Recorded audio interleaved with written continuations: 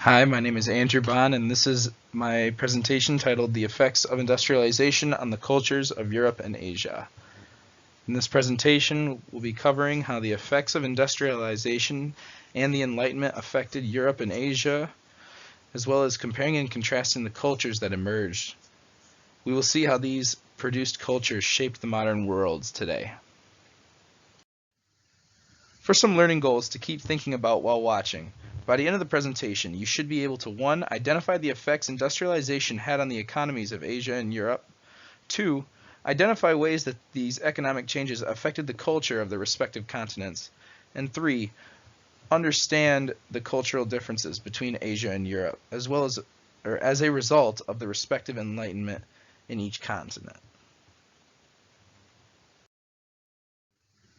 For some quick exposition, let's examine the state of Europe and Asia prior to the start of the Enlightenment and prior to the start of industrialization.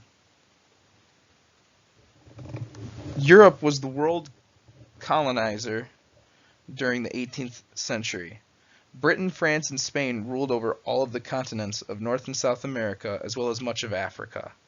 Many of the colonies were growing upset about being ruled by overseas monarchs. The Europeans had also orchestrated and ran the Atlantic slave trade, which allowed Europe to create a massive labor force for their industrializing colonies, as well as providing them commerce.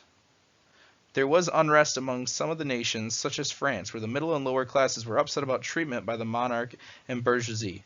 As a result of all these circumstances, we get the Enlightenment. Asia in the 18th century underwent several key changes in leadership, which led to its nations becoming increasingly militarist.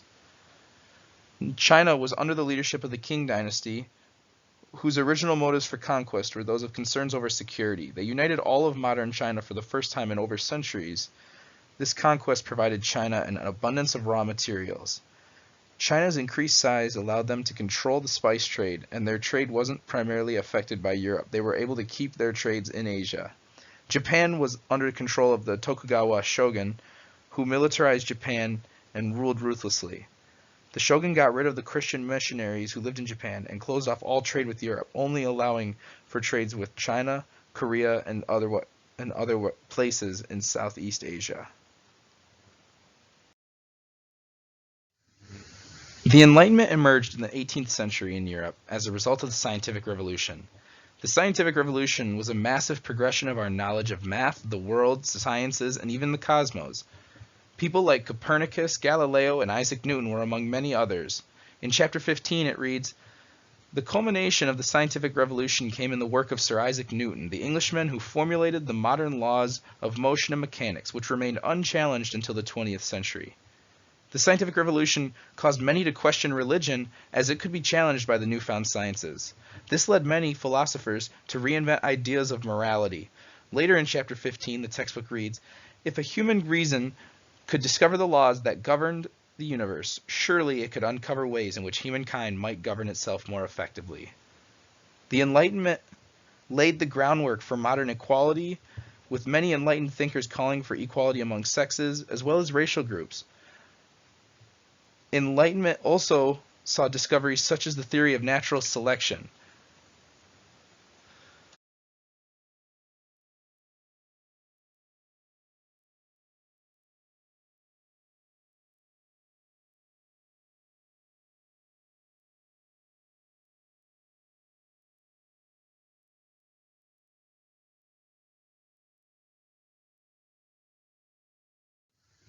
Enlightenment in China came in the form of Jesuits from Europe.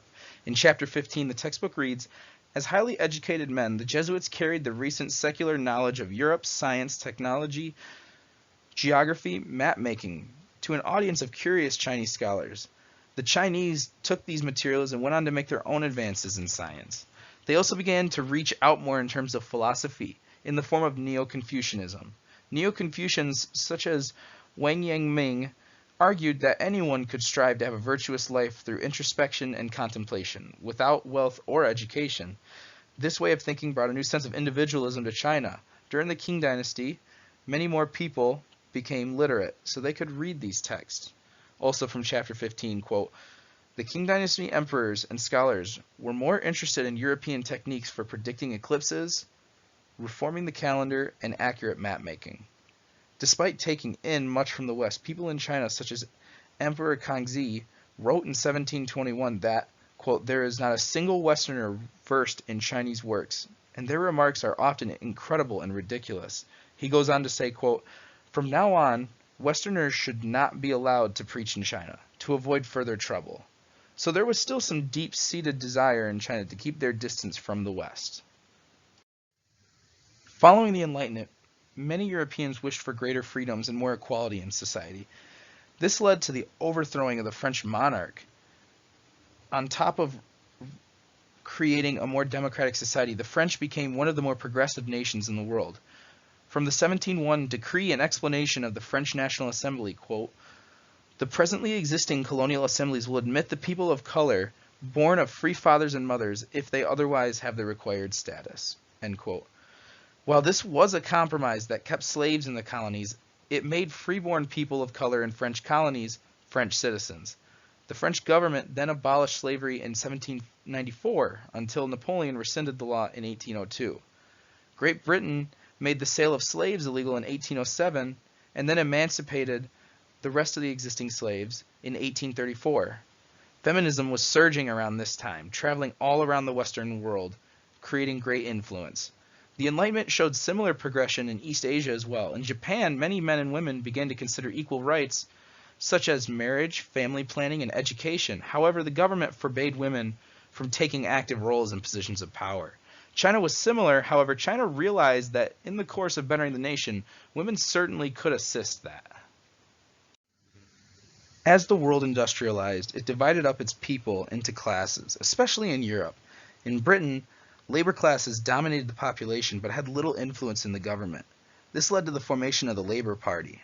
Quote, it advocated a reformist program and a peaceful, democratic transition to socialism, largely rejecting the class struggle and revolutionary emphasis of classical Marxism, end quote. The very capitalist monarch vilified the Labour Party. However, this didn't stop it from making its way into Parliament, as many people felt disenfranchised by the monarch.